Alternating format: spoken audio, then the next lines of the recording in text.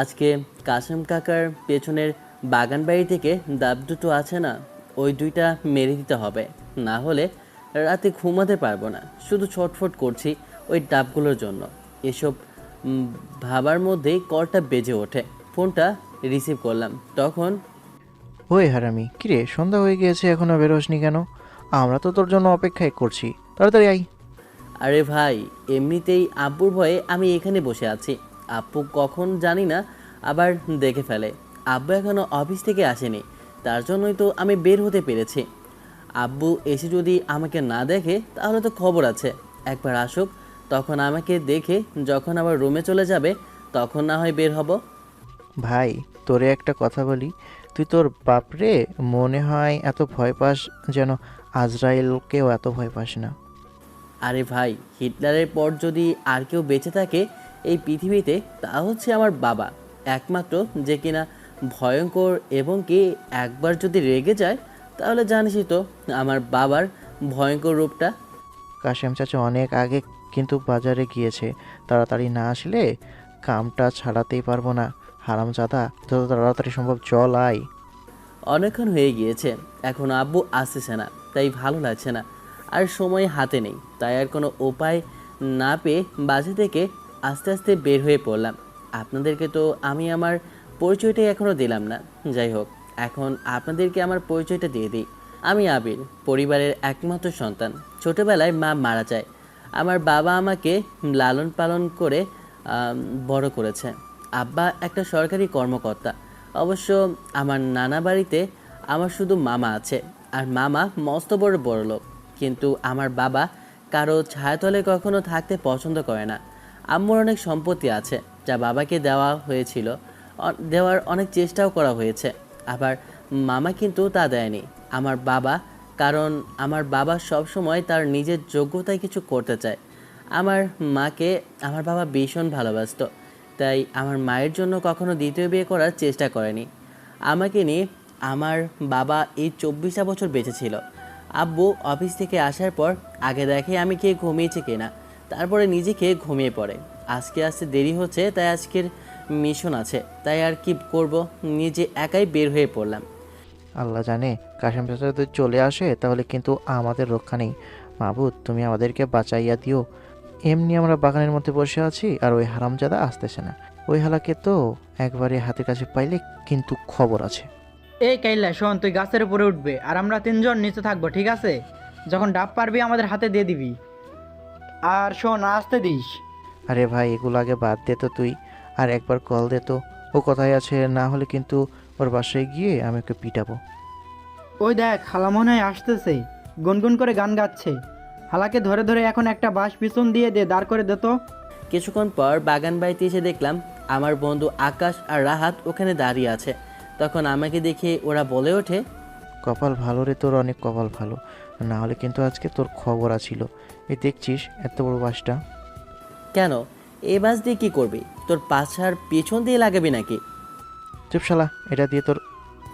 ওকে সব কথা বলতে না দিয়ে আমি চুপ করে দিয়ে বলে ওঠি, আচ্ছা আচ্ছা, বলা লাগবে না, বুঝতে পেরেছি। এইটা বলবি তোর বউয়ের পিছন দিয়ে দেওয়ার জন্য। কিন্তু দোস্ত, তুই তো এখনো বিয়ে করিসনি। আর সাদিয়ার কথা, সাদিয়া তো তোকে পাত্তাই দেয় না। এই শালা, তোরা চুপ করবি? এখন কিন্তু দুইটাকে ধাক্কা দিয়ে ওই গুপার জলের মধ্যে ফেলে দেবো। নাটক করিস না কাইল্লা, তুই গাছে উঠতো, আমরা এখানে দাঁড়িয়ে আছি।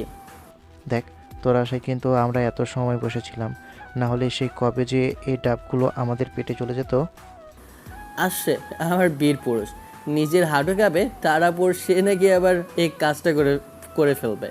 মনে হয় এই কাজটা করার ভয়ে মতো দিয়ে দিয়েছিস তুই। আরে ভাই চুপ কর, কিসের জানি শব্দ। আমার বাগান বাড়িতে কেড়ে কার এত শব্দ পাচ্ছি? আমি এই দাঁড়া, তোরা আমি আসতেছি। আমার ডাবগুলো গত এক সপ্তাহ ধরে দেখছি খালি হয়ে যাচ্ছে। তাহলে কে চুরি করছে? দাঁড়া, আমি এখনই আসতেছি। কার এত বড় সাহস যে এই কাসেমের গাছের ডাব চুরি করে? আমি কিছু জানি না ভাই, আমার কোনো দোষ নাই। সবগুলো দোষ ওই হালার, আমি কিছুই জানি না। আল্লাহ গো, আমি আর এখানে থাকবো না।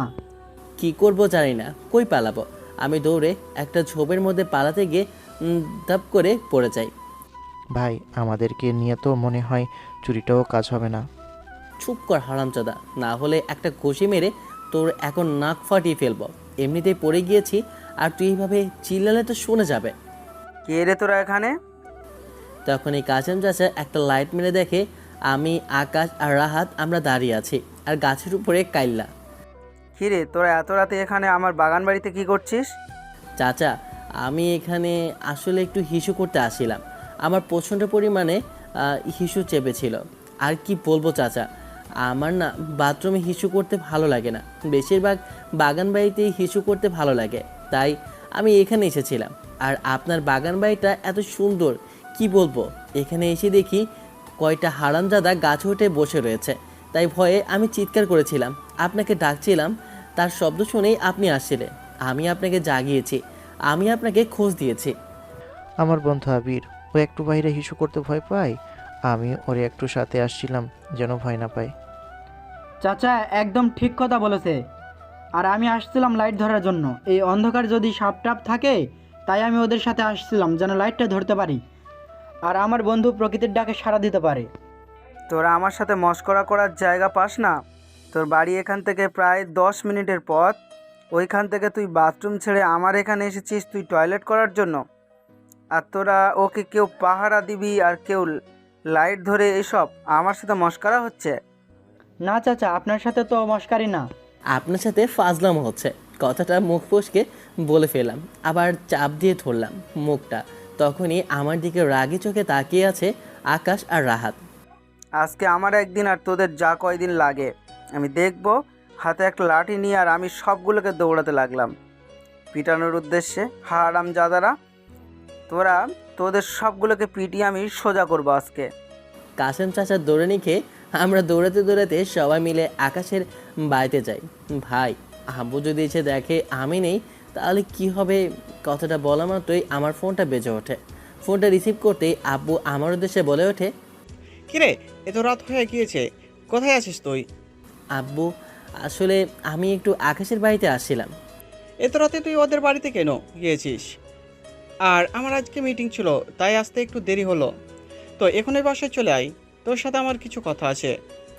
আমার ভয় হচ্ছে যদি যার পথে আবার কাসেম চাচা দৌড়ানি দেয়, তাই আব্বুকে বললাম যে আগামীকাল সকালে যাব। আচ্ছা ঠিক আছে, আগামীকালকে পরীক্ষার রেজাল্ট দিবে, ওটা নিয়ে চলে আসিস।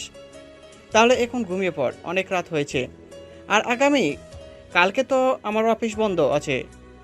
শালা সব কিছু হয়েছে তোর জন্য, তোকে এত বড় শালা সব কিছু হয়েছে তোর জন্য, তোকে এত বাড়াবাড়ি করতে কে বলেছিল?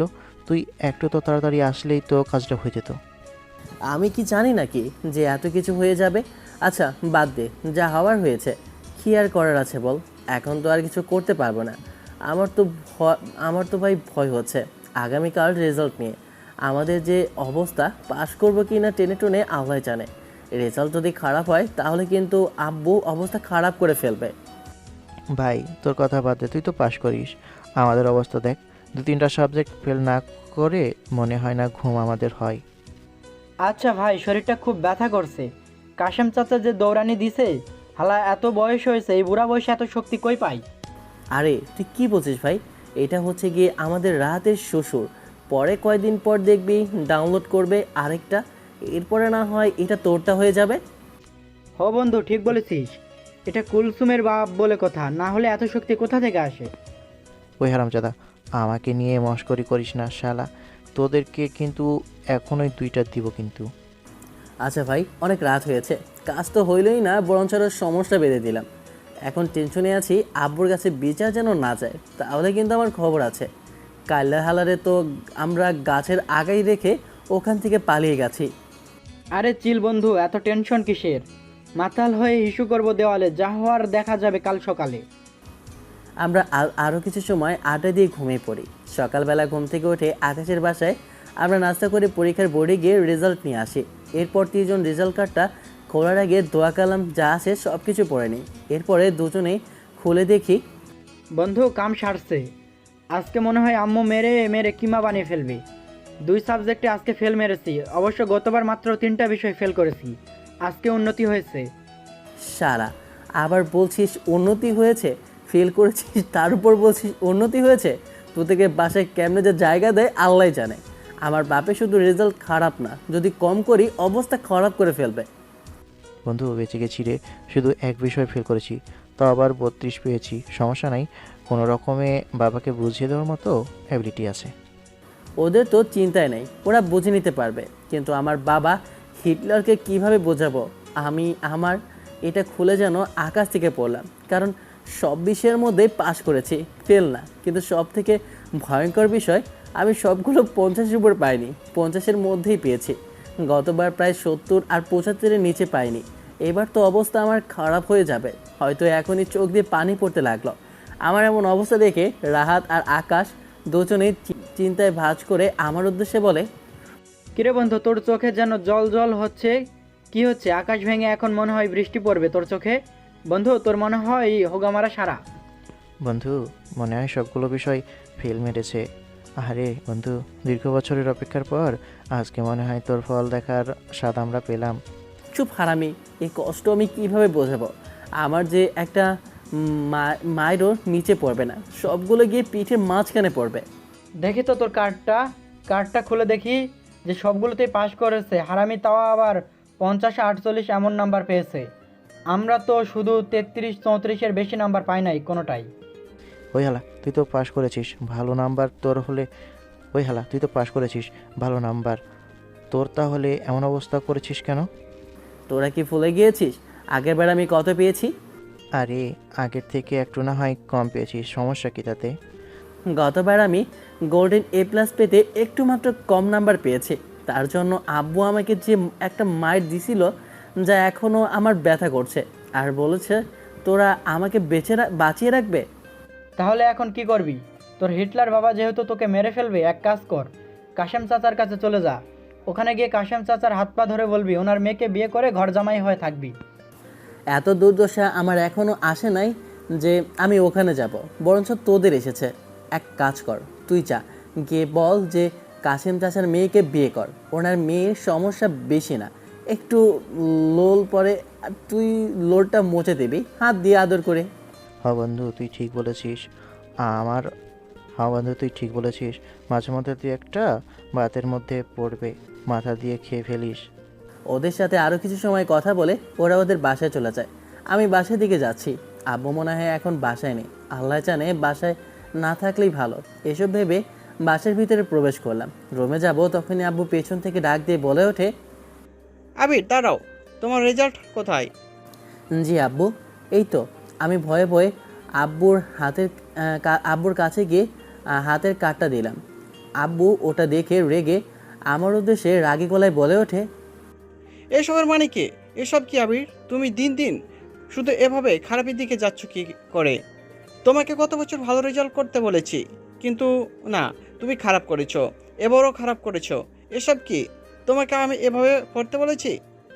আজকে তোমার নামে বিচার এসেছে।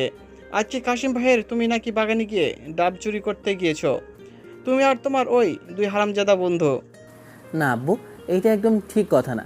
এটা আমি বলা শেষ করব তখনই আব্বু লাঠি দিয়ে ঠাস করে একটা বাড়ি দেয়, তখন আর বলে ওঠে, একদম চুপ, মিথ্যা কথা বলার জায়গা পাও না। তুমি যে কত ভালো মানুষ তা আমার থেকে কে জানে? মানুষের কাছ থেকে জানার কি দরকার? তুমি যে কি করো নাই তা আমি ভালোই জানি। আব্বু প্রচণ্ড পরিমাণ রেগে যায়। আমি দাঁড়িয়ে রইলাম, আমার তো ভয় লাগছে। তখন আব্বু বলে ওঠে, তোমার এখানে থাকার আর কোনো প্রয়োজন নেই। তুমি এখান থেকে শহরে পড়াশোনা করবে, গ্রামে তোমার পড়াশোনা একদমই হয় না। আব্বু আমি তোমাকে ছাড়া কিভাবে ওখানে থাকবো? আমার সাথে এভাবে তোমার বন্ধুরা কোনো প্রয়োজন নেই। আমি জানি তুমি তোমার ওই ফাজিল 2 বন্ধুকে ছাড়া থাকতে পারবে না, তার জন্য এসব বলছো। এসব আর চলবে না, তুমি এখন থেকে শহরেই থাকবে। আমার এক কথা আর কোনো কথা হবে না। আর এভাবে কতদিন আবির তুমি বড় হয়েছো, তোমাকে আমি ছোট থেকে মানুষ করেছি, তোমার মায়ের ভালোবাসা কম দেয়নি, সব দিক দিয়ে তোমাকে সব কিছু দিয়েছি আমি। এভাবে তোমাকে আর মানুষ করা যাবে না। এখন থেকে তুমি তোমার মামার বাড়ি থেকে পড়াশোনা করবে। আমি তোমায় ঢাকায় দিয়ে আসবো আজকে বিকেলে, আমরা রওনা দিব।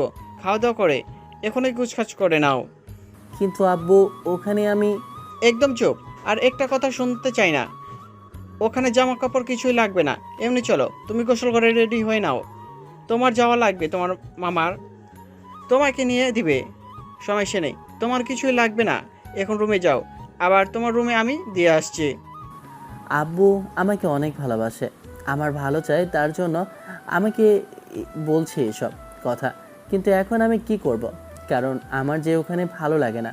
শহরের মধ্যে এত ধুলাবালু আর জ্যাম আমার একদম ভালো লাগে না। আব্বু যেহেতু বলেছে তাই যেতেই হবে, কিছু করার নেই। তখনই হাতের ফোনটা বেজে ওঠে। ফোনের স্ক্রিনে তাকিয়ে দেখি আকাশ কল করেছে। ফোনটা রিসিভ করলাম। কিরে বন্ধু, তোর হিটলার বাবা কিছু বলেছে নাকি তোকে? আমার মনে হয় আর এখানে থাকা হবে না রে। আব্বু আমাকে শহরে পাঠিয়ে দিয়েছে। এরপর সব কিছু বললাম। রাহাতকে ডাক দিলাম গ্রুপ কলে। এরপর সব কিছুই বললাম। সব কিছু শুনে ওরা বলে ওঠে, তুই চলে যাবি তাহলে কিভাবে হবে? যাই হোক, তোর আব্বু যেহেতু বলেছে তোকে যেতেই হবে, কিন্তু তুই চিন্তা করিস না। তুই যে ভার্সিটিতে অ্যাডমিশন নিবি, আমরা ওখানে কিছুদিন পর চলে আসবো আম্মু আব্বুকে বুঝিয়ে। ওদের কথা শুনে মনে একটু ভালো লাগা কাজ করলো। কারণ আমার বন্ধুরা ছাড়া আমার কোথাও ভালো লাগে না। তাই ওদের সাথে আরও কিছু সময় কথা বলে কলটা কেটে দেই। কিছুক্ষণ পর আব্বু খাবার নিয়ে রুমে আসে। এসে খাবারটা রুমে আমার সামনে দিয়ে বলে ওঠে, তোমার মামাতো বোন ওই ভার্সিটিতে পড়ায়, তাই তোমার কোনো সমস্যা হবে না। ওর সাথে যাওয়া আসা করতে পারবে। আমি সব কিছুই বলেছি ওদেরকে। আমার মামাতো বোন নীলা, সে ছোটোবেলায় দেখেছি, মনে নেই ওই সময় বড় ছিল। আমি অনেক পিছিয়ে ছিলাম, তাই এতটা মনে নেই তাকে। আম্মু ছোটোবেলায় মারা যাওয়ার পর একবার এসেছিল, এরপর আর কখনো তারা আসেনি। আব্বুও যায়নি। কারণ হচ্ছে গিয়ে আমার আব্বু গরিব ছিল, আমার মা বড়লোক ছিল। তাই আমার নানা আর মামা কেউই মেনে নেয়নি তাদের সম্পর্কটা। যখন আম্মা মারা যায়, তারা আমাকে দেখার জন্য এসেছিল, তারপর সব কিছু দিতে চেয়েছিল। কিন্তু আব্বু তার সব কিছু নিতে স্বীকৃতি দেয়নি এবং কি তাদেরকে পরিচয় দেওয়ার প্রয়োজন মনে করেনি।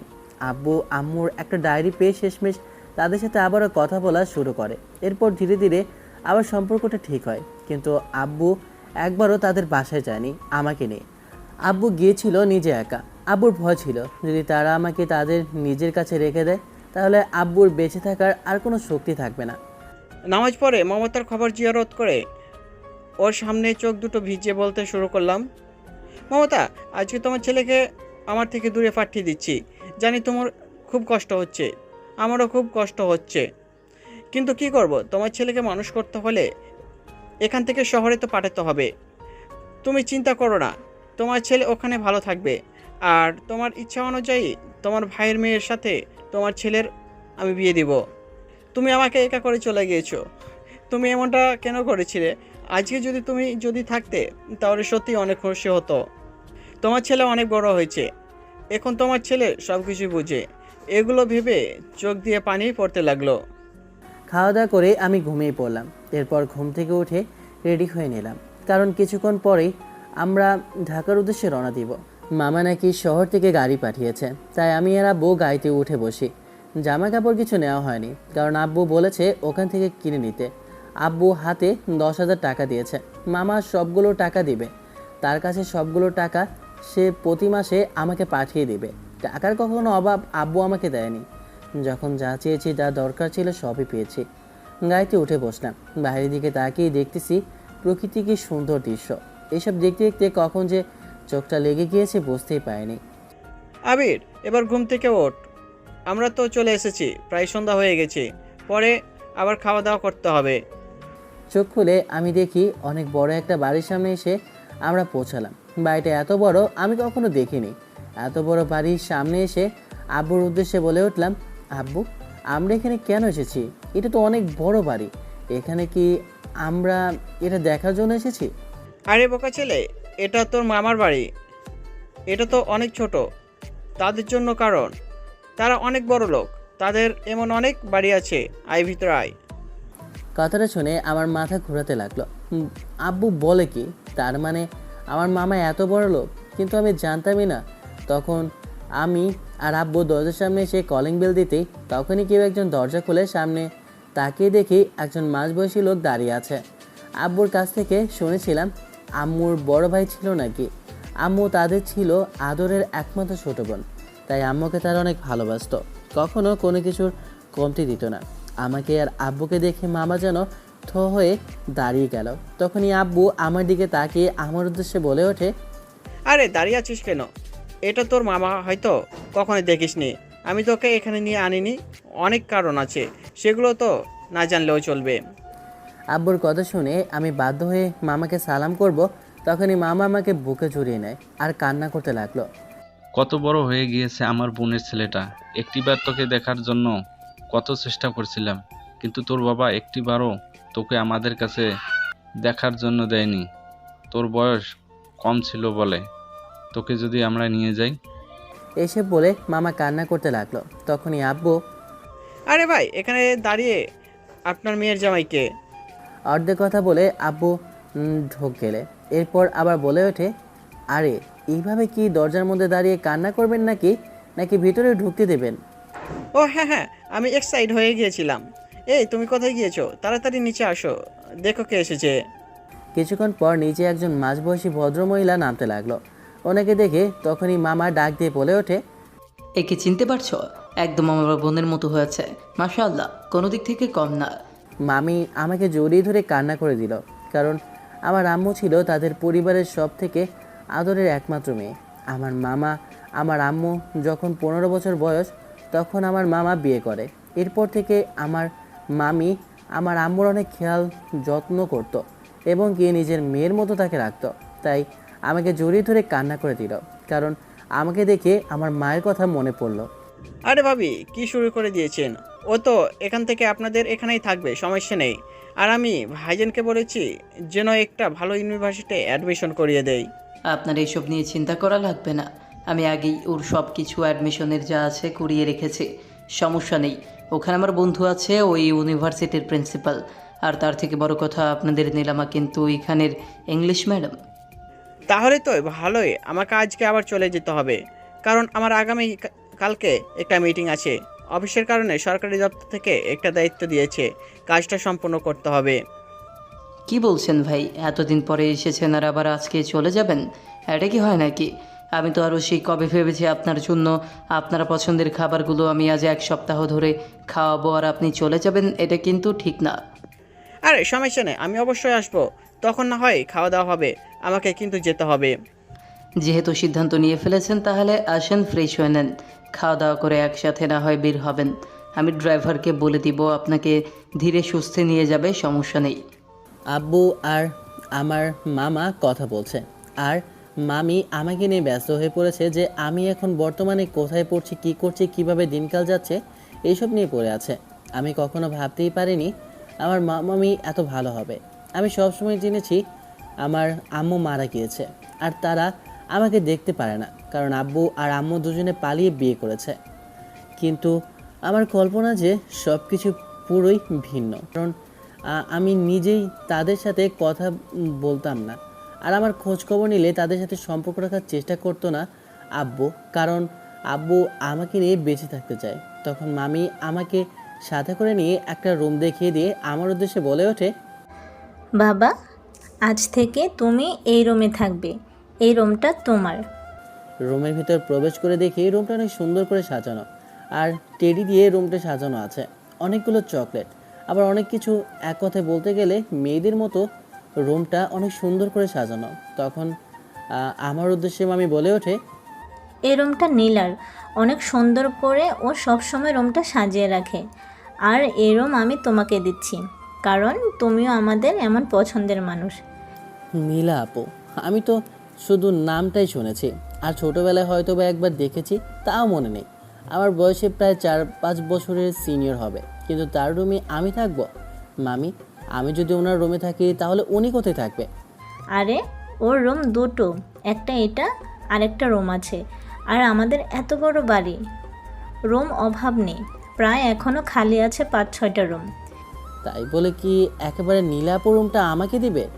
এটা এখন থেকে তোমার, ঠিক আছে? আর এই বাড়িটা নিজের, ঠিক আছে? এসব তুমি কখনো মনে করবে না যে তুমি মামা আর মামির বাসায় আছো, এটা একদম মনে করার চেষ্টা করবে না, বলে দিয়েছি। না হলে কিন্তু আমার থেকে খারাপ কেউ হবে না। তোমার যা ইচ্ছে তাই করবে, যা খেতে মন চায় তাই নিয়ে খাবে, কোনো সমস্যা নেই। আর লজ্জা কোনোভাবেই পাওয়ার প্রয়োজন নেই। তোমার যা লাগবে আমাকে বলবে, সমস্যা নেই। যখন যা ইচ্ছে আমাকে বলবে, ঠিক আছে? মামি কথাগুলো বলে ওখান থেকে চলে যায়। আমি রুমের ভিতরে প্রবেশ করে দেখলাম রুমটা অনেক বড় আর অনেক সুন্দর। দেখে তো আমি নিজেই পাগলের মতো হয়ে যাচ্ছি। এত সুন্দর রুম আমি শুধু স্বপ্নেই দেখেছি, কিন্তু বাস্তবে দেখতে পাবো এবং কি এত বড় এত সুন্দর রুমের মধ্যে আমি নিজে থাকতে পারবো, এটা তো আমার একটা স্বপ্ন ছিল। রুমটা এত সুন্দর সাজানো যে কি বলবো। মন চায় রুম থেকে না বের হয়ে আমি ওয়াশরুমে গিয়ে ফ্রেশ হয়ে এরপর ভালো করে রেডি হই। বাসা থেকে আব্বু কিছু আনতে দেয়নি, কারণ বলেছে সব কিছু নতুন নিয়ে নিতে, তাই আর কিছু নেওয়া হয়নি। ভালোই হয়েছে, টাকা দিয়েছে। রেডি হয়ে আমি বসে আছি, তখনই মামি ডাক দিয়ে বলে ওঠে, বাবা আবির, আসো, নিচে আসো, আমরা খাবার বেড়েছি, খাওয়া দাওয়া করে এরপর না হয় ঘুমিয়ে পড়ো, কারণ আগামীকালকে তোমাকে তো আবার ভার্সিটিতে যেতে হবে। আজকে তোমার নীলা আপু আসেনি, কারণ ও তার বন্ধুদের সাথে একটা পার্টিতে গিয়েছে। বড় লোকের মেয়ে বলে কথা, অনেক কিছুই হতে পারে, এদের বড় বড় বিষয় আমার না জানাই ভালো। আমি আর কিছু বললাম না। আমি মামির সাথে নিচে গেলাম, দেখলাম আমার পছন্দের অনেকগুলো খাবার রান্না করেছে। আব্বুর পছন্দের এবং আমার পছন্দের এত খাবার, টেবিল ভর্তি, আর আমাদের দুজনকে খাবার দিতেই আছে ইচ্ছে মতো। আমাকে যেন একটু বেশি জামাই আদর করছে, এইসব আমার কাছে বেশ ভালোই লাগছে। আরে জামাই বাবু, আপনি তো দেখছি কিছুই নিচ্ছেন না। আরে ভাই, এ তো খাবার খাওয়া যায় নাকি? যা খেয়েছি আলহামদুলিল্লাহ, এখন আমাকে যেতে হবে। আর আবির, নিজের খেয়াল রাখিস, কোনো কিছু প্রয়োজন হলে অবশ্যই তোর মামাকে বলবে, আর আমি তোকে দেখে যাব, সমস্যা নেই। আর ভাইজান, ছেলেটাকে কখনো এত দূরে একা পাঠাইনি, সবসময় আমার সাথেই রেখেছি, তাই একটু দেখাশোনা করে রাখবেন, কারণ ছেলেটা আমার না, এখন থেকে আপনাদের, আর এখন আপনাদেরই হয়ে গিয়েছে। নীলামায়ের সাথে তো দেখা করতে পারলাম না, পরে না হয় এক সময় দেখা করব। আব্বু কথাটা বলে ওখান থেকে বাসায় যাওয়ার উদ্দেশ্যে রওনা দেয়, কারণ আব্বুর গ্রামে চলে যেতে হবে। আমি আব্বুর চলে যাওয়ার দিকে তাকিয়ে রইলাম। মনটা খারাপ, কিন্তু কিছু করার নেই। আব্বুর সিদ্ধান্তই আমাকে মেনে নিতে হবে। আরে বাবা, মন খারাপ করো না, এই ঢাকা শহরে থাকতে থাকতে তোমারও ভালো লাগবে, সমস্যা নেই। কারণ আমার তো মামি অনেক ভালো। তাই খাওয়া দাওয়া করে আমি নিজের রুমে গেলাম। গিয়ে ঘুমাতে যাব, তখনই ফোনটা বেজে ওঠে। ফোনের স্ক্রিনে তাকিয়ে দেখি সুন্দর করে লেখা আছে আকাশ। কিরে হারামজাদা, তুই নাকি শহরে চলে গিয়েছিস? তাহলে এখন বলতো বন্ধু, শহরের মায়াগুলো দেখতে কেমন? আমার খুব ইচ্ছা ওই শহরের প্যান্ট শার্ট পরা, ওরা নাকি দেখতে হেভি হট লাগে বন্ধু। শালা, তুই আর ভালো হলি না। লুচ্চামি একটু কম কর বন্ধু, এত লুচ্চামি ভালো না, না হলে কিন্তু তোকে আবার পস্তাতে হবে। ওরে শালার, তুই কত ভালো তা আমার ঠিক ভালোই জানা আছে। হারামি, তুমি তলে তলে কত কি করো, আমরা বললে তোমার হরতাল লাগে, তাই না হারামি? রাহাতের কি খবর? ওকে তো পাচ্ছি না, কোথায় গিয়েছে হারামজাদা? আরে ভাই বলিস না, ওই যে কাশেম চাচা বিচার দিয়েছে না, এরপর কোরমা নাকি ওকে আর বাসা থেকে বের হতে দেয়নি, দরজা লাগিয়ে রেখেছিল। আন্টির কান ভালো করে মনে হয় বাড়ি করেছিল কাসেম চাচা, না হলে এত কিছু করতো না, কারণ চাচি তো এত কিছু করে না। ওই সব কিছুর আসল বুদ্ধি কিন্তু আমাদের রাহাত দিয়েছে। ওই শালা যদি এইগুলো না বলতো তাহলে কি আমি করতে কখনো যেতাম বল বন্ধু? আমি কত ইনোসেন্ট। তুমি কত ভালো তা আমার জানাই আছে বন্ধু। ওই শালা বলে আমাকে কি বোঝাতে চাইছিস বলতো একটু? আরও কিছু সময় কথা বলে এরপর আমি কলটা কেটে দিই, ঘুমানোর জন্য প্রস্তুতি নিই, কারণ আগামীকালকে তো আবার আমাকে নতুন ভার্সিটিতে যেতে হবে। মধ্যরাতে ঘুমিয়ে আছি, তখন অনুভব করলাম আমার বুকের ওপর আমি কোনো কিছু যেন চাপ বয়ে যাচ্ছে। মনে হচ্ছে আমার বুকের ওপর কেউ শুয়ে আছে। এতটা গভীর ঘুমিয়ে আছি যে বুঝতেই পারছি না। নিজের অজান্তেই কোলবালিশ মনে করে জড়িয়ে ধরে আমি ঘুমিয়ে আছি। সকালবেলা ঘুম থেকে উঠে ফ্রেশ হয়ে নিলাম। গতকাল রাতের কথাটা মনে পড়তে ভয় লাগতে শুরু করলো। তখনই দেখলাম আমার রুমে মামি ভিতরে প্রবেশ করে। আমাকে দেখে আমার উদ্দেশ্যে বলে ওঠে, কি হয়েছে বাবা? তুমি যেন কিছু নিয়ে চিন্তা করছো, কোনো সমস্যা হয়েছে নাকি রাতে ঘুমানোর সময়? তাহলে আমাকে বলো। না মামনি, তেমন কিছু হয়নি। আসলে রাতে আমার বুকে কেমন জানি না একটা অনুভব হলো, তাই একটু ভয় পেয়েছিলাম। আরে ওসব কোনো সমস্যা না, হয়তো বা তুমি অনেক দিন পর এখানে এসেছো, আর এক জায়গা থেকে অন্য জায়গায় আসলে এমন হয়, সমস্যা নেই। মামি নাস্তার টেবিলে ডাকে। আমি নাস্তা করে মামি আর মামার উদ্দেশ্যে বলে উঠি, আচ্ছা নীলা আপুকে তো আজকে সারাদিন দেখলাম না। আরে নীলে তো তোমার ভার্সিটির টিচার, আর সে এখন থেকে তোমার ওই ভার্সিটির ইংলিশ টিচার হিসেবে আছে। ওখানে একটা মিটিং আছে, তাই সকালে চলে গিয়েছে। তুমি ওকে দেখোনি, হয়তো ওর সাথে তোমার ভার্সিটিতে দেখা হবে, সমস্যা নেই। আমি আর মামা দুজন ভার্সিটির উদ্দেশ্যে রওনা দিই। কিছুক্ষণ পর আমরা ভার্সিটির সামনে এসে পৌঁছাই। ভার্সিটির দিকে তাকিয়ে দেখি ভার্সিটিটা অনেক সুন্দর। প্রাইভেট ইউনিভার্সিটি বলে কথা, সুন্দর তো হবেই। সব থেকে বেশি ভালো লেগেছে ওখানের ক্যাম্পাসটা সুন্দর হবে স্বাভাবিক বিষয়। তার থেকে বড় কথা, এটা হচ্ছে শহরের সব থেকে বড় ইউনিভার্সিটি। মামা আমাকে একটা অফিসে নিয়ে যায়। ওখানে ওনার বন্ধু বসে আছে, যিনি ইউনিভার্সিটির প্রিন্সিপাল, এবং কি উনি হচ্ছেন এখানের সভাপতি। আমাকে পরিচয় করে দিয়ে এরপর মামা আমাকে ওই ভার্সিটিতে অ্যাডমিশন করিয়ে দেয়, দিয়ে উনি নিজের অফিসে চলে যায়। আমি অবশ্য বাসাটা চিনেছি, কারণ এখান থেকে ভার্সিটিটা কাছে আছে, তাই বাইরে গেলে মাত্র 5 মিনিট লাগবে। তারপরও আমাকে মামা গাড়িতে আসতে বলেছে। আমি অফিস থেকে বের হয়ে ক্যাম্পাসটা ভালোভাবে দেখতেছিলাম, তখনই হঠাৎ করে কোথা থেকে একটা মেয়ে এসে আমাকে ধাক্কা দেয়, কিন্তু মেয়েটা আমার ধাক্কা খেয়ে নিচে পড়ে যায়। আমি সোজা দাঁড়িয়েই রই। কিভাবে চলাফেরা করতে হয় তুই কি কিছুই জানিস না? এবার বলেন তো, মাথা গরম হয় না? মাথা তো প্রচণ্ড গরম হয়ে গেছে, তার উপর আমাকে দাঁড়িয়ে থেকে অপমান করছে। এটা কি মানা সম্ভব? আপনারাই বলুন। চুপ করে কথা বলিস না কেন? মুখের মধ্যে কি তালা মেরে দিয়েছিস? এই যে, আপনি কি বুদ্ধি সব হাঁটুতে রাখেন নাকি? আসলে আপনাদের মতো মেয়েদের কারণে মনে হয় যে বুদ্ধি মাথায় না, হাঁটুতে থাকে। এই ছেলে, তোর তো সাহস কম না? তুই আমাকে চিনিস আমি কে? আপনি কে? আমি নিজে চিনব কি করে? আপনি তো নিজেই নিজেকে চিনেন না। আপনি কে? আচ্ছা, পাগলের পাল্লায় পড়েছে তো ভাই, নিজেই নিজেকে চেনে না। কথাটা বলা মাত্রই মেয়েটা রেগে, তোর সাহস কম না? আমি তোরে পরে দেখে নেব। আমাকে অপমান? আজ পর্যন্ত এমন কোনো ছেলের সাহস হয়নি আমাকে অপমান করার। আর তুই আমাকে অপমান করেছিস, এর পরিণাম তোকে ভোগ করতে হবে। বুঝলাম না, ঢাকা শহরে নতুন এসেছি বলে একটা মেয়ে মানুষের কাছে আমাকে আবার ঠিক শুনতে হলো। যা কপাল! আজ যদি গ্রাম হতো তাহলে দেখিয়ে দিতাম আমার পাওয়ার কত। মেয়েটা হনহন করে হেঁটে চলে যাচ্ছে। মেয়েটার লম্বা চুল আমার বেশ ভালো লেগেছে, আর ফর্সা মুখে যখন লাগে তখন কি সুন্দর একটা ডাগনি লাগে তাকে। এসব কথা একটা গাছের নিচে দাঁড়িয়ে ভাবতেছি, তখনই একটা ছেলে ডাক দিয়ে বলে ওঠে, ভাই, আমি একটু আগে একটা মেয়ের সাথে তোমাকে দেখেছিলাম ঝগড়া করতে। তুমি কি এই ভার্সিটিতে নতুন এসেছো নাকি কিছু জানো না? ছেলেটার কথায় আমি পেছনে ঘুরে তাকিয়ে দেখি আমার সামনে একটা ছেলে দাঁড়িয়ে আছে, সেম আমারই বয়সে। আমি ছেলেটার উদ্দেশ্যে বলে উঠি, না ভাই, আমি তো এখানে আসলে নতুন ভর্তি হয়েছি, তাই তেমন কিছুই জানি না। আর আমি মেয়েটাকে ধাক্কা দেইনি, মেয়েটা আমাকে ধাক্কা দিয়েছে, আর তার উপরে আমাকে থাপ্পড় মেরেছে। আমি তো ওকে তেমন কিছু বলিও নি। তুমি তো অনেক বড় ভুল করে ফেলেছো। তুমি জানো না এই মেয়েটাকে? আরে ভাই, এভাবে ভয় না দেখিয়ে বলো না মেয়েটাকে। আমি তো জানি না, জানলে কি তোমাকে বলতাম নাকি? আগেই তো বলেছি এখানে আমি নতুন এসেছি। আরে মেয়েটা হচ্ছে আমাদের ভার্সিটির ইংলিশ টিচার, খুব রাগী একটা মেয়ে। ওনাকে আমাদের সভাপতিও ভয় পায়, কারণ উনি যে একটা রাগী মেয়ে। ওনার নিজের বাবাও তো ওনাকে খুব ভয় পায়, কারণ এক কথায় কথা তার থেকেও জেদি একটা মেয়ে। ভাই কি বলেন? প্রথমত ক্রাশ খেয়েছি, তাও আবার আমাদের কলেজের ম্যাডামের ওপর। তার থেকে বড় কথা, একটা রাগী মেয়ে। আর এর থেকে ভয় পাওয়ার বিষয় হচ্ছে তার সাথে আমি কি একটা ঝামেলা বাঁধিয়ে ফেলেছি। এখন আমি কি করব? যা হবার তো হয়ে গিয়েছে, কিন্তু বাই দা ওয়ে পরিচয়টাও জানতে পারলাম না।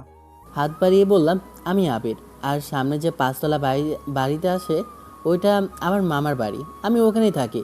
গ্রাম থেকে এসেছি, এই যে আমি ফার্স্ট ইয়ারে। তাই নাকি? তাহলে তো ভালোই হয়েছে। আর এখানে সবাই আপনার মতো এমন সহজ সরল না। আপনাকে বেশ ভালো লেগেছে, তাই দুজন বন্ধু হওয়া যায় স্বাভাবিক। আমার বাড়ি এই তো এখান থেকে মাত্র 2 কিলো। ও আচ্ছা, তাহলে তো আমরা যেহেতু একই ক্লাসে পড়ি, দুজনেই তাহলে আমরা তুই করে বা তুমি সম্বোধন করতে পারি। করাই যায়, সমস্যা কি? আচ্ছা তাহলে চলো আমরা আগেই ক্লাসে যাই। আমার ঈশান, আমরা দুজনেই ক্লাসের ভিতরে প্রবেশ করি। ক্লাসের ভিতরে প্রবেশ করতেই দেখলাম অনেকে আমাদের আগে বসে আছে। আমি আর ঈশান আমরা দুজন পিছনের একটা বেঞ্চে গিয়ে বসি। তখন আমাকে দেখে পাশ থেকে একটা মেয়ে সামনে এগিয়ে এসে আমার উদ্দেশ্যে বলে ওঠে, এই যে, তোমাকে তো এই ভার্সিটিতে আগে দেখি নাই, আর আমাদের ক্লাসে তো মনে হচ্ছে নতুন। তুমি কে? হঠাৎ করে এমন প্রশ্নে আমি কেমন জানি না একটু নার্ভাস ফিল করলাম। তখনই পাশ থেকে আমাকে ডাক দিয়ে বলে ওঠে, উনি হচ্ছেন আমাদের ক্লাসের ক্যান্টিনের এক কথায় বলতে গেলে ক্লাসের ক্যাপ্টেন, আর উনি খুবই মেধাবী স্টুডেন্ট, তাই ওনার সাথে একটু সাবধান। মেয়েটার দিকে তাকিয়ে দেখলাম হেব্বি সুন্দরী, যে কোনো ছেলে প্রেমে পড়তে বাধ্য। আসলে কথাটা সত্য, কারণ ভার্সিটির মধ্যে যত ছেলে আছে সবগুলো শুধু ওর দিকে তাকিয়ে রইল, কিন্তু আমার তো শুধু সিনিয়র পছন্দ। তাই তো আমার কাছে মনে হয় যে আমাদের টিচারের থেকে এতটা মনে হয় না সে সুন্দরী, কারণ সে যতটা রাগে তার থেকে বেশি সুন্দরী। এই ছেলে, তুমি দেখিয়ে অন্য জগতে হারিয়ে গিয়েছ। তুমি তাকে গিয়ে দেখো। অন্যদিকে তোমাকে একটা প্রশ্ন করছি, আর আমাকে দেখি তুমি পাত্তাই দাও না। আসলে আমি সরি, গ্রাম থেকে এসেছি তো কিছুই জানি না, এখানে নতুন, তাই কিছু বুঝতে পারছি না। আর আপনি কি বলছেন এসব? কিছুই আমি বুঝি না, আমি এখানে নতুন এসেছি। কেন জানি না, ছেলেটাকে ভার্সিটিতে প্রথম প্রবেশ করার পর থেকে আমার ভালো লেগেছে।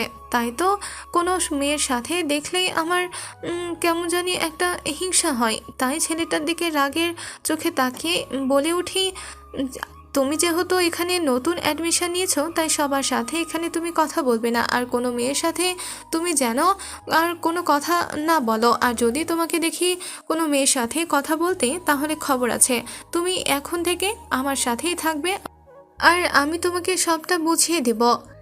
আমি যতটুকু শুনেছি আপনি নাকি একটু অহংকারী, তাহলে আপনি আমার সাথে বন্ধুত্ব কেন করতে চান?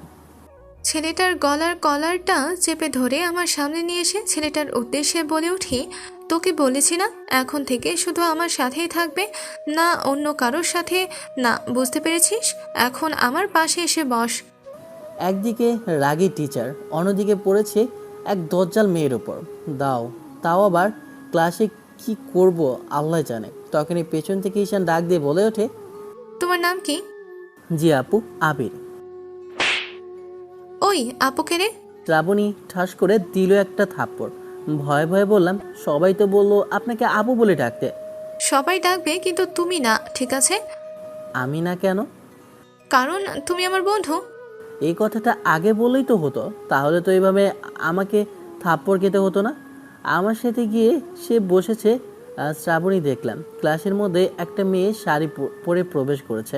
মেয়েটার দিকে তাকিয়ে আমি ক্রাশ খেলাম। ভালোভাবে তাকিয়ে আমি তো আকাশ থেকে পড়লাম, কারণ কেউ না, এটা একটু আগে যে যার সাথে ধাক্কা খেলাম সেই মেয়েটা আমাদের ক্লাসে প্রবেশ করেছে। আবিরকে একটা মেয়ের সাথে দেখে আমার মাথার উপরে যেন রক্ত চেপে যায়। আমার মাথায় এতটা গরম হয়ে যায় যেন মনে হচ্ছে এখনই গিয়ে ওকে 2-3টা থাপ্পড় মেরে আসি। আমি ওর কাছে গিয়ে বলে উঠি, এখান থেকে উঠে দাঁড়াও। আল্লাহ গো, এখন মনে হচ্ছে আমার জীবনটা যায় যায়। আমার যে কয়দিন লাগবে আর ওনার 10 দিন। এখন আমি কি করব তাই চিন্তা করছি। তখনই আমার উদ্দেশ্যে রাগী গলায় ম্যাডাম বলে ওঠে, এখানে কি পড়াশোনা করতে এসেছিস নাকি প্রেম করতে এসেছিস? এখানে দুইজনে বসে এইভাবে খোঁচাখুচি করতেছিস কেন? আর তোমরা পাশাপাশি কি করো হতো? কোথায় ম্যাডাম, আমি তো এখানে নতুন এসেছি। কই, আমি কি করেছি? আমি তো এখানে একটু পাশেই বসেছি। কথাটা শোনা মাত্র দেরি করলো না। ম্যাডাম এতটা রেগে ঠাস করে একটা থাপ্পড় মেরেছে যে তার 5টা আঙ্গুল আমার গালে বসে গিয়েছে। তুমি কি ভেবেছো আমি কিছুই বুঝি না? তোমার মতো ছেলেরা গ্রাম থেকে আসে কি জন্য? শুধু শহরের মেয়েদের সাথে এমন করার জন্য। মেয়েদের সাথে শুধু একটু টাইম পাস করার জন্য তারা আসে। শুধু গ্রাম থেকে আসে এগুলো করার জন্য, তাছাড়া আর কিছুই না। প্রথম ক্লাসের দিন যে আমার সাথে এমন কিছু হয়ে যাবে কখনো তা আশাই করিনি। সবাই আমার দিকে হা করে তাকিয়ে আছে। ঈশান মনে মনে বলছে, এর আগে কখনো এতটা রাখতে আমি নীলাম ম্যাডামকে দেখিনি। উনি এত রেগে আছে কেন কিছুই তো বুঝলাম না। উনি কখনো কোনো নতুন স্টুডেন্ট আসলে এমন মিসবিহেভ করেন না, সব সময় ভালো ব্যবহার করেন। রাগে উনি তখনই হন যখন কেউ বেয়াদবি করে বা কোনো কিছুতে, কিন্তু এমনটা করবে তা কখনো আশা করিনি। নীলা ম্যাডামকে দেখছি সব সময় কেউ যদি কাউকে ভালোবাসে বা কারো পাশে বসে, উনি সবসময় তাকে সম্মান করে এবং কি বলে যেন সত্যিকারের ভালোবাসার, কারণ সত্যিকারের ভালোবাসা এখন খুবই একটা কঠিন বিষয়। কিন্তু আবিরের বিষয়ে কেমন জানি না উল্টো হয়ে গেল। ম্যাডাম যখনই প্রবেশ করলো তখন আবিরের দিকে তাকিয়ে রইলো, আর যখনই দেখলাম শ্রাবণের পাশে বসেছে তখনই যেন রেগে গেল। আর এতটা লেগেছে কখনো আমি দেখিনি, এতটা রাগ উনি কারোর সাথে করতে। আমার দিকে সবাই তাকিয়ে আছে। ঈশান মাথা নিচু করে রইল। সবাই একটু হাস্যকর চোখে তাকিয়ে রইল। তখনই শ্রাবণী, ম্যাডাম, আবিরের কোনো দোষ নেই, ও নতুন এসেছে, আমি ওকে বলেছি এখানে বসার জন্য। আসলে নতুন এসেছে, আমি ওকে কিছু বুঝিয়ে দিতে চেয়েছিলাম। প্রয়োজন নেই তোমাকে ওকে কিছু বুঝে নেওয়ার, আমি ওকে বুঝিয়ে দেব। কি বলেছেন ম্যাডাম? কিছু বুঝলাম না। মুখ ফসকে আবার বলে ফেললাম, যদি ওরা জানতে পারে তাহলে তো সমস্যা। তখনই মুখ ঘুরিয়ে বলে উঠলাম, তোকে ওকে বোঝানোর কোনো প্রয়োজন নেই। ওকে ডিসিপ্লিন ও নিজে শিক্ষা না হলেও অন্য কোথাও থেকে শিখে আসুক, তোমার ওকে শেখানোর প্রয়োজন নেই। সবাই হাস্যজ্জ্বলভাবে আমার দিকে তাকিয়ে আছে। তাই আমারও অনেক মাথাটা গরম হয়ে যায়। খুব খারাপ লাগে, কারণ এইভাবে আমাকে সবার সামনে অপমান করাটা একদমই উচিত হয়নি। আমি একটা ভুল করেছি, তার জন্য এইভাবে আমাকে অপমান করবে, এটা আমি মেনে নিতে পারলাম না। তাই ভার্সিটি থেকে সোজা বের হয়ে আসলাম। অপমান কি আমি ওকে একটু বেশি করে ফেললাম নাকি? দেখলাম খুব কষ্ট পেয়েছে, তো এমনভাবে আমি কষ্ট দিয়েছি কেন? তাই তো ওকে এভাবে অপমান করেছি। আমি ক্যাম্পাসে এসে বসে রইলাম। তখনই দেখলাম পেছন থেকে একটা ডাক আসলো। পেছন ফিরে তাকিয়ে দেখি ঈশান আমার কাছে আমার উদ্দেশ্যে বলে ওঠে, কি ব্যাপার ভাই, তুমি দেখি ক্লাস থেকে বের হয়ে চলে এসেছো। তুমি আসার পর দেখলাম আর ক্লাস করলো না ম্যাডাম। আরে বাদ দাও তো। আচ্ছা যাই হোক, যত সব হয়েছে ওইটা মেয়েটার জন্য। আর তার থেকে বড় কথা, প্রথমে আমার সাথে ধাক্কা লাগে ম্যাডামের সাথে, তার জন্য উনি আমার উপর হয়তো বা রেগে গিয়েছিল। আসলে সত্যি বলতে শ্রাবণী কখনো কারোর সাথে কথা বলে না। এই প্রথম যদি কোনো ছেলের সাথে কথা বলে সেটা হচ্ছে তুমি। তোমার সাথেও এত আগ্রহ সহকারে কথা বলেছে এবং কি তোমাকে ওর পাশে বসে আছে, এটাই খুবই অবাক করার কথা। কারণ শ্রাবণী কখনো তার পাশের সিটে আজে বাজে কাউকে দেয় না। আমাদের ক্লাসের কেউ ভয়েও সামনে কথা বলার সাহস পায় না, কারণ সভাপতির মেয়ে। তার থেকে বড় কথা হচ্ছে গিয়ে ওকে কত ছেলে যে প্রপোজ করেছে তার কোনো হিসাব নেই। ভার্সিটির সুন্দরী মেয়ে বলে কথা, সবাই তো পছন্দ করবে। স্বাভাবিক সিনিয়র থেকে জুনিয়র কাউকেই পাত্তা দেয় না।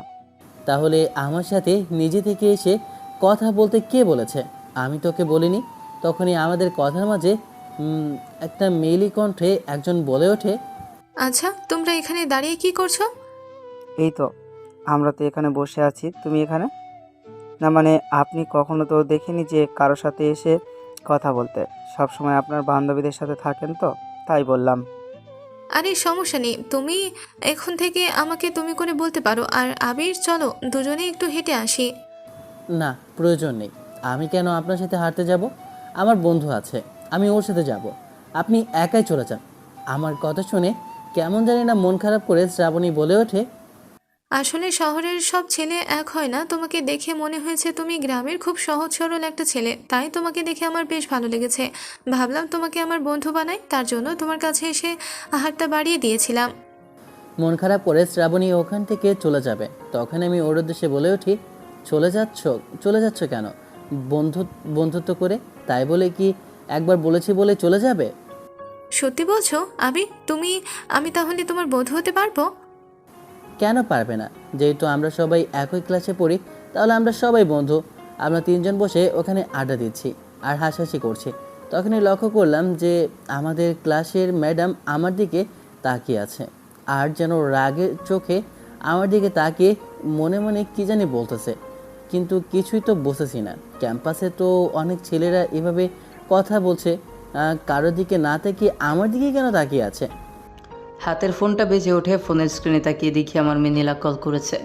ফোনটা রিসিভ করতেই তখন নীলা বলে ওঠে, আপু, মাথা অনেক গরম হয়ে গেছে। দেখো, আবির কোথায় যেন একটা মেয়ের সাথে কথা বলছে। আমার কিন্তু এখন খুব রাগ হচ্ছে, কি করবো বলো? আরে মা, তুই রাগ করিস না, ও তো কিছুই জানে না তাই এসব করছে।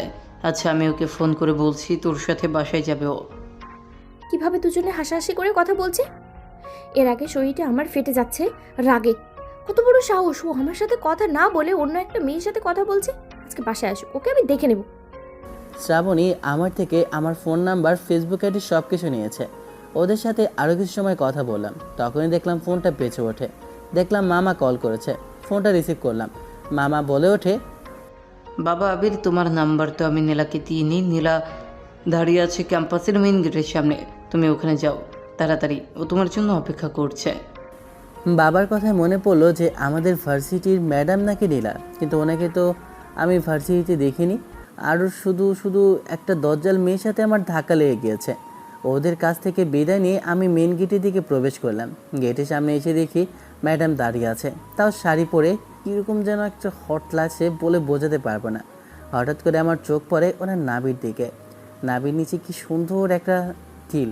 আঁচলটা বাতাসের সাথে যখন একটু সরে যায় তখনই তিলটা ফুটে ওঠে। আমি তো তাকিয়ে রইলাম, যেন জিভ দিয়ে পানি পড়ে যাচ্ছে।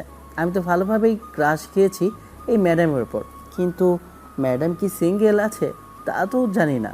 ঠিক তখনই যেন নাভিটা আমার কাছে আসতে লাগলো।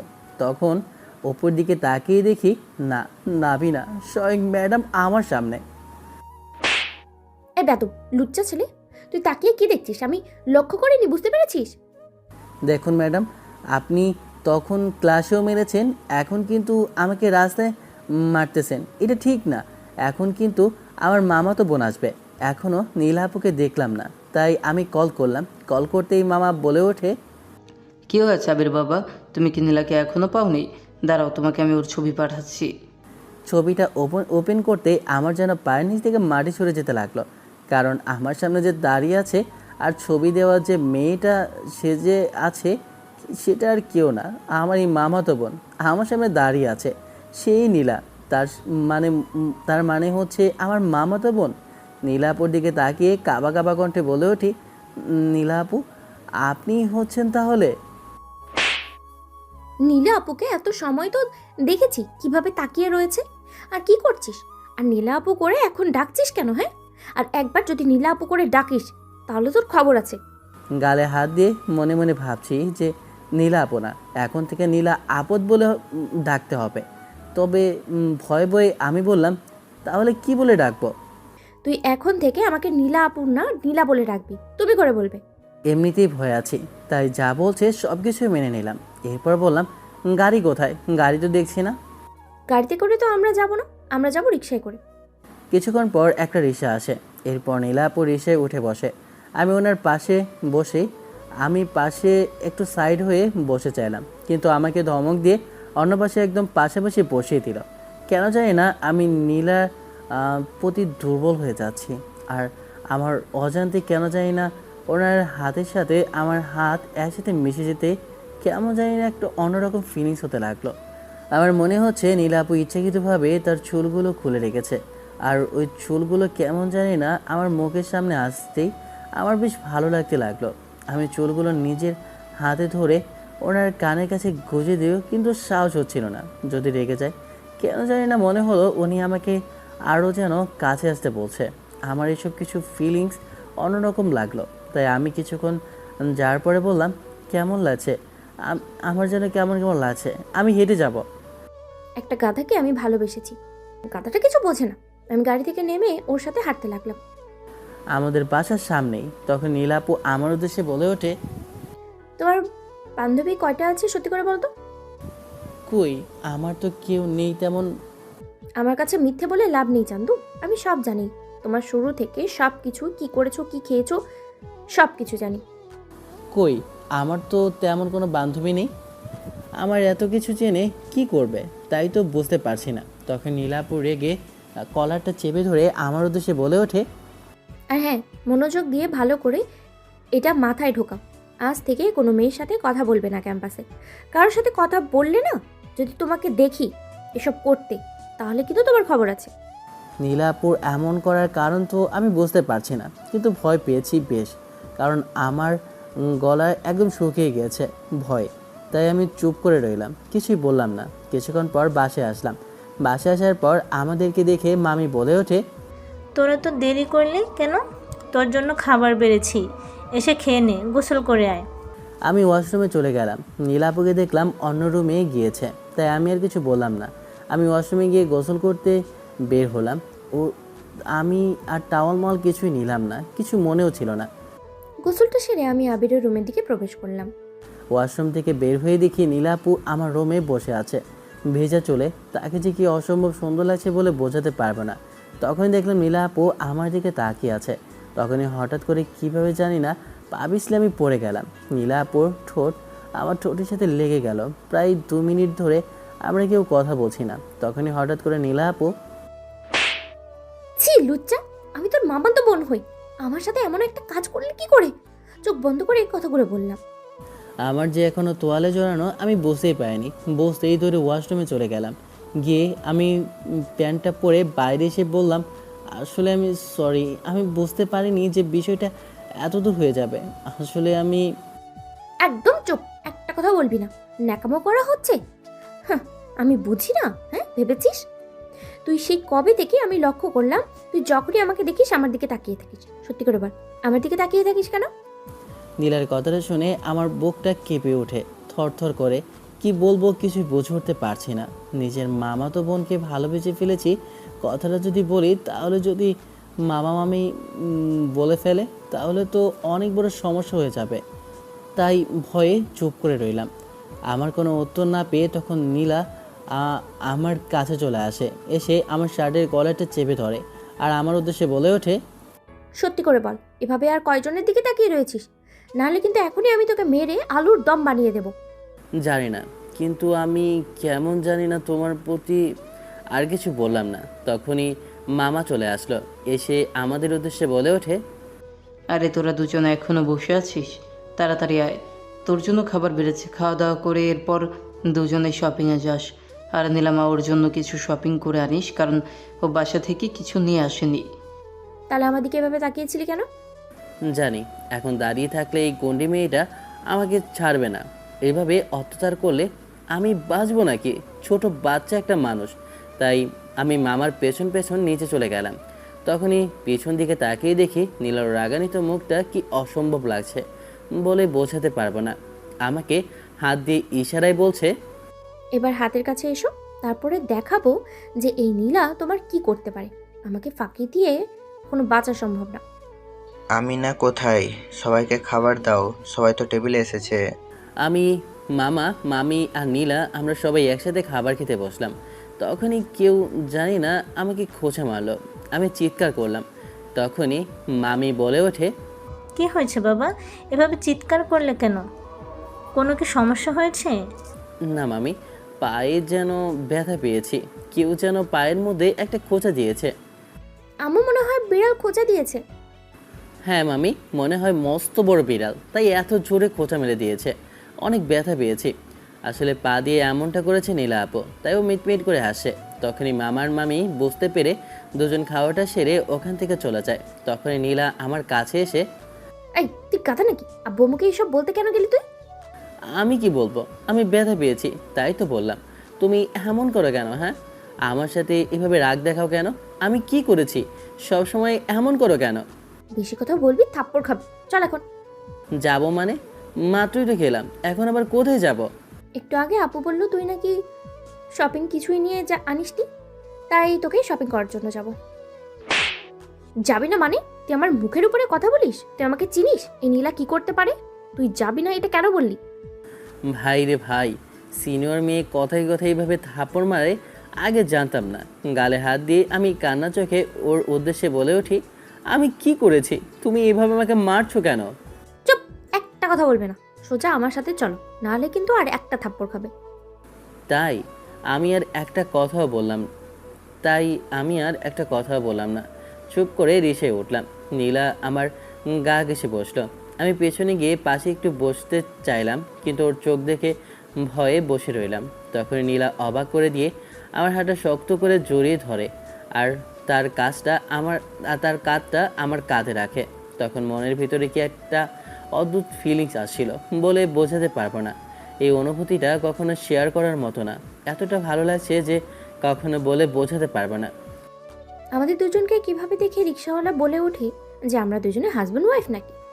রিক্সাওয়ালার কথা শুনে আর হচ্ছে গিয়ে নীলাপুর উত্তরটা শুনে আমি অবাক হয়ে ওনার দিকে তাকিয়ে রইলাম। তখনই দেখলাম রিক্সাওয়ালা বলে ওঠে, আপনাদের দুজনকে বেশ ভালোই মানিয়েছে। আমি কিছু বলার সাহস পেলাম না, যদি রাস্তার মাঝখানেই আমাকে থাপড়ানো শুরু করে দেয় তার ভয়ে। এই রিক্সাওয়ালা আমাদেরকে একটা শপিং মলের সামনে নামিয়ে দেয়। দেখলাম নীলা রিক্সাওয়ালাকে একটা 1000 টাকার নোট বসিয়ে দেয়। কিছুই তো বুঝলাম না, মেয়েটা কখন ভালো কখন খারাপ, আবার আমার সাথে ভালো ব্যবহার আবার খারাপ ব্যবহার।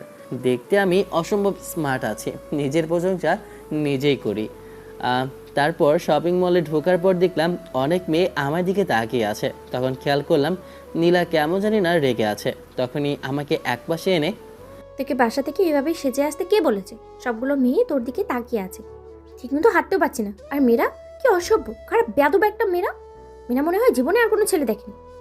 কথাটা বলে আমার চুলগুলো এলোমেলো করে দেয়। এরপর আমার শার্টের কলারের বোতাম দুইটা খুলে দেয়।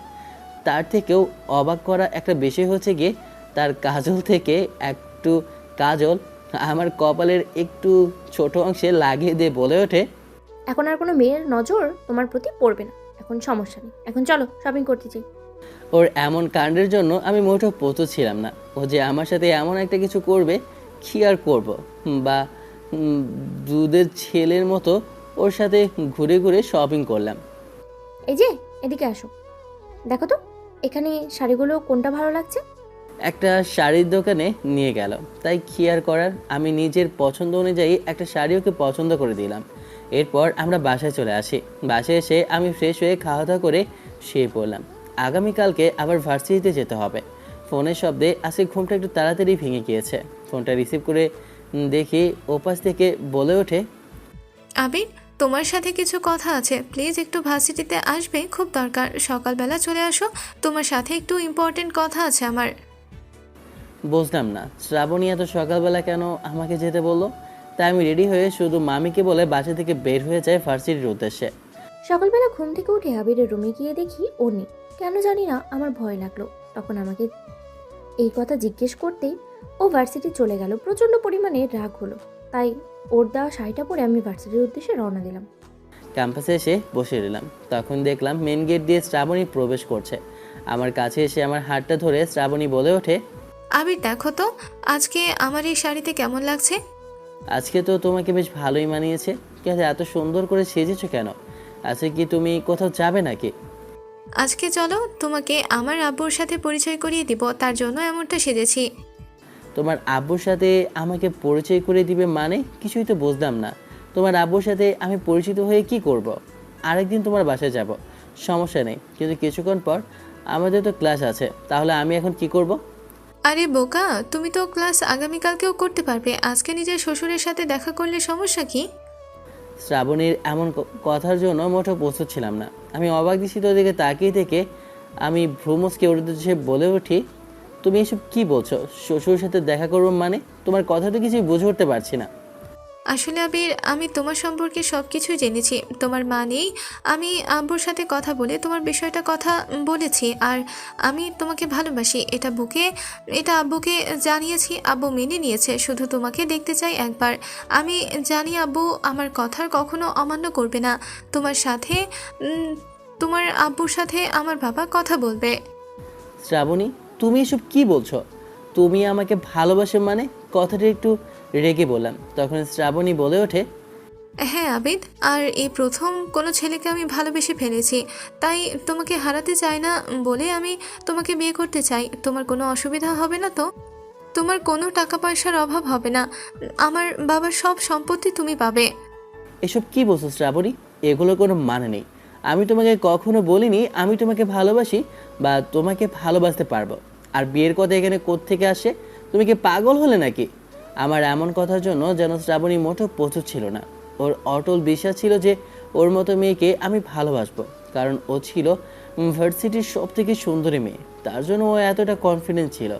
না শ্রাবণী, এটা কোনোভাবেই সম্ভব না। কথাটা বলা মাত্রই শ্রাবণী আমাকে জড়িয়ে ধরে কান্না করতে করতে বলে ওঠে, তুমি আমাকে এভাবে না করতে পারো না। আমি তোমার জন্য আমার পরিবারের সবাইকে বলেছি আমি তোমাকে বিয়ে করতে চাই, নিজের করে রাখতে চাই। প্লিজ তুমি আবির এমন করো না, না করো না। আমার পিছে কম কি আছে বলো? আমার সব দিক থেকে আছে। তুমি দেখো, এবার সিটির মধ্যে সব থেকে সুন্দরী মেয়ে হচ্ছে আমি, আর আমার বাবার টাকার কোনো অভাব নেই। তাহলে তুমি কেন না বলছো আমাকে? বলো কিসে কম আছে আমার? শ্রাবণী জড়িয়ে ধরে কান্না করতে লাগলো। ওকে ছাড়ানোর চেষ্টা করছে, কিন্তু ও শক্ত করে জড়িয়ে ধরে আছে। তখনই নীলা আপু প্রবেশ করলো ক্যাম্পাসের ভেতরে। আমাদের দুজনকে এভাবে জড়িয়ে ধরতে দেখে নীলা আপু রেগে কেমন জানি না মাথায় হাত দিয়ে দাঁড়িয়ে রইল আর চোখ দিয়ে পানি পড়তে লাগলো। আবিরকে কারোর সাথে জড়িয়ে থাকতে দেখে আমার যেন পায়ের নিচ থেকে মাটি সরে যেতে লাগলো। আমি যেন এক মুহূর্ত ওখানে থাকার মতো শক্তি পাচ্ছিলাম না। আমি সোজা দৌড়ে বাসার দিকে চলে যেতে লাগলাম। চোখ দিয়ে কষ্টের পানি পড়ছে। এটা কি দেখেছি আমি যাকে ছোট থেকে ভালোবেসে এসেছি তার কাছ থেকে এত বড় একটা প্রতারণা কখনো আশা করিনি।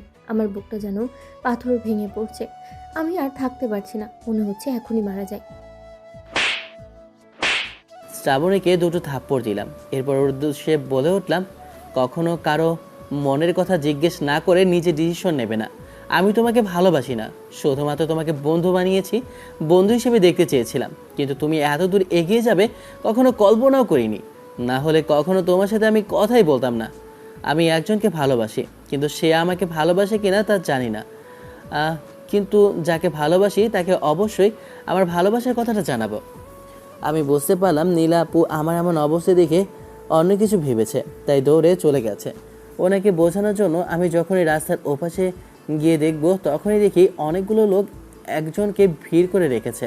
লোকগুলোকে সরিয়ে দেখি নীলা শুয়ে আছে রক্তাক্ত অবস্থায়। আমি দৌড়ে গিয়ে ওকে আবার কোলে নিলাম আর কান্না করতে করতে হসপিটালের দিকে দৌড়ে ছুটে গেলাম। এর মধ্যে সবাই চলে এসেছে। আব্বু চলে এসেছে গ্রাম থেকে নীলার এমন কথা শুনে। দুলাভাই, আমার মেয়েটা যদি কিছু হয়ে যায় আমি বাঁচবো না। আমি আমার মেয়েটা যে সব কিছু, আমার মেয়েটাকে ছাড়া আমি কখনো বাঁচবো না। আমার একমাত্র মেয়ে। ভাই, আপনি চিন্তা করবেন না, দেখবেন নীলিমা ঠিক হয়ে যাবে, ওর কিছু হবে না। নিচের অজান্তে আমারও চোখ দিয়ে দুফোঁটা পানি বের হয়ে গেল। আমার জন্য আজকে এমনটা হয়েছে, কিন্তু নীলা আপু আমাদেরকে দেখে এইভাবে কান্না করতে করতে গেল কেন? এই প্রশ্নটা আমার এখনও মাথার মধ্যে ঘুরপাক খাচ্ছে। কিছুক্ষণ পর ডাক্তার আসে। ডাক্তার এসে বলে রোগীর জ্ঞান ফিরেছে। সবাই যেন স্বস্তির নিঃশ্বাস ফেলে। এরপর ডাক্তার আমাদের কাছে এসে বলে ওঠে, রোগী আবির নামে একজনকে ডাকছে, খুব কান্নাকাটি করছে, বাঁচবে না বলছে। আমি আবিরকে ছাড়া বাঁচতে চাই না, আমি ওকে ছাড়া বাঁচবো না, আমি মরে যাবো। তোমরা আমাকে বাঁচিয়েছো কেন? নীলার কেবিনের সামনে আসতে এই কথাগুলো শুনতে লাগলাম। তখনই আব্বু আমার শার্টের কলার ধরে আমাকে ঠাস ঠাস করে দুটো থাপ্পড় বসিয়ে দিয়ে বলে ওঠে, তাহলে কি মেয়েটার এই অবস্থার জন্য একমাত্র তুই করেছিস যে আজকে মেয়েটা হসপিটালের বেডে এভাবে শুয়ে থাকতে হলো? আব্বুকে শুরু থেকে সব কিছু খুলে বলি। সব কিছু শোনার পর আব্বু আমাকে ছেড়ে দেয়। এরপর দীর্ঘ একটা নিঃশ্বাস ফেলে আব্বু বলে ওঠে, আসলে ভুলটা আমারই হয়েছে, কারণ তোকে আমার বলা উচিত ছিল। আমি বিষয়টা বলিনি কারণ তুই ওর থেকে ছোট ভেবেছিলাম। যখন তুই পড়াশোনাটা শেষ করবি তখন তোকে সব কিছু খুলে বলবো, কিন্তু এখন আর মনে হয় না এগুলো চেপে রেখে করা উচিত হবে।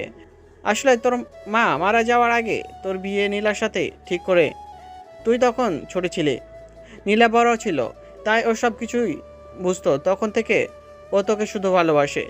তোকে বিষয়টা কখনো আমি জানাইনি, কারণ এ বয়সে যদি এগুলো তোকে আমি জানাই তাহলে তুই হয়তো বা পড়ালেখা থেকে অন্য জায়গায় মনোযোগ দিবি।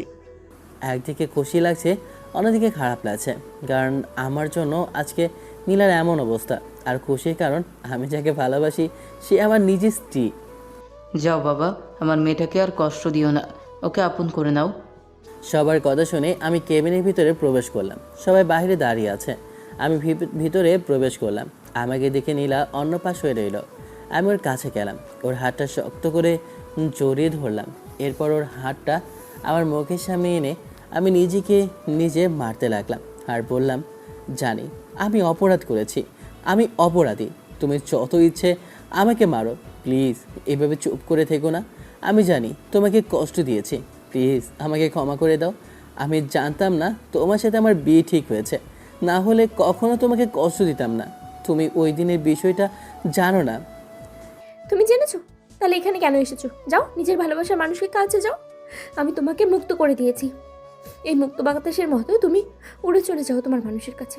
তুমি নিজেকে কষ্ট দিলে তার থেকেও দ্বিগুণ কষ্ট আমি পাবো। তার জন্য তুমি এমন করছো। ইমোশনালভাবে এই কথাটা আমাকে বলতে হয়, কারণ মেয়ে মানুষের কথার মধ্যে কখনো আপনি পেরে উঠবেন না। ওরা এমন কথা বলবে যে কথা আপনার ইমোশনাল এর মধ্যেও রাগ চলে আসে, কিন্তু পুরুষের একটা ভালো গুণ আছে, মেয়েদের সামনে কখনো তারা রেগে যায় না, সবসময় নরমভাবে থাকে। ওর কথার উত্তরে আমি বলে উঠলাম, আমি কাউকে ভালোবাসিনি। এরপর থেকে ওকে শুরু থেকে সব কিছু বললাম। তখন আমার দিকে তাকিয়ে বলে ওঠে, তোমার কথা আমার মোটেও বিশ্বাস হচ্ছে না, সত্যি বলছো নাকি মিথ্যে? কথাটা শোনা মাত্রই আমি নীলার ঠোঁট নিজের ঠোঁটের সাথে দখল করে নিই। এরপর প্রায় 5 মিনিট পর ওটা ছেড়ে দিই। এরপর ও হাঁপাতে লাগলো। এরপর বলে ওঠে, এই পিচ্ছি ছেলে, এটা কি হলো? আমার সাথে এমনটা করলে কি করে? সাহস কি করে হয়? আমি আমি তো সিনিয়র, তুই আমার সাথে এমনটা করলি তো লজ্জাটা করে না? নিজের বউয়ের প্রতি কোনো লজ্জা নেই, আর আমি তোমাকে প্রমাণ দিলাম। তখনই বাসার সবাই ভিতরে প্রবেশ করে বলে ওঠে, তাহলে শুভ কাজের আর দেরি কিসের?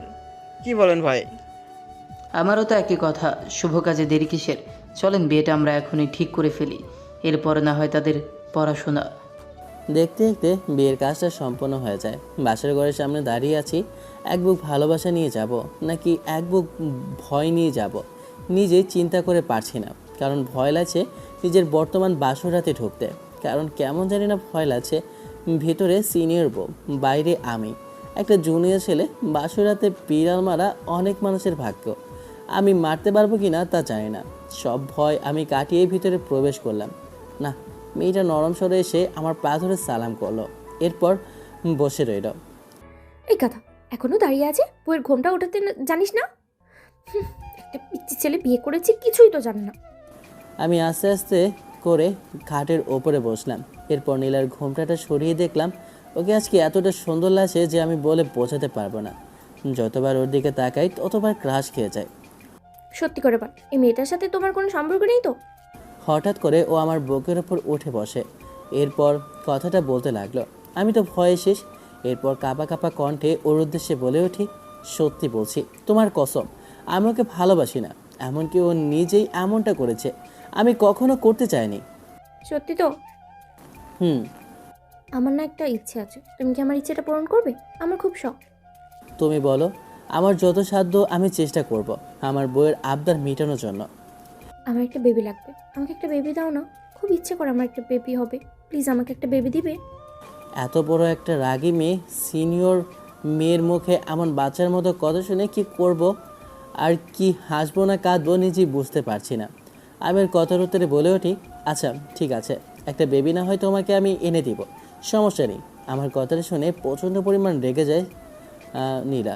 এরপর আমার উদ্দেশ্যে বলে ওঠে, শয়তান ছেলে, আমি আমাদের নিজেদের বেবির কথা বলছি, অন্য বেবির কথা বলিনি। তুমি তুমি আমাকে বেবি দিবে? সেটা কিভাবে দেয় আমি তো জানি না, আমি তো একটা বাচ্চা, আমি কিভাবে বেবি দিব? নিজেই তো একটা বেবি। তাই না? তুমি বেবি কিছুই জানো না, ঠিক আছে, তোমাকে আমি বুঝাচ্ছি। কথাটা বলে আমি ওর শার্টের বোতামগুলো ছিঁড়ে ফেলে দিলাম। নীলার এমন অবস্থা দেখে আমি তো ভয় পেয়ে গেলাম, ও যেন বাঘিনী হয়ে গিয়েছে। তখন আমার ঠোঁটটা ওর ঠোঁটের সাথে লেগে যায়। এরপর দুজন রেসপন্স করতে লাগলাম। হারিয়ে গেলাম এক অজানা শহরের অলিগুলির মধ্যে, যেখান থেকে ফেরা অসম্ভব সকাল ছাড়া। আর আমাদের এই ইতিহাসের পাতাগুলো লেখা থাকুক প্রতিটা পৃষ্ঠার মধ্যে। আপনারা না হয় কোনো এক সময় বিয়ের পর নিজেরাই জানতে পারবেন। গল্পটা এখানেই শেষ করলাম। কেমন হয়েছে অবশ্যই কমেন্ট করে জানাবেন। ধন্যবাদ। আল্লাহ হাফেজ। Tata, bye bye, have fun, খোদা হাফেজ। বাই।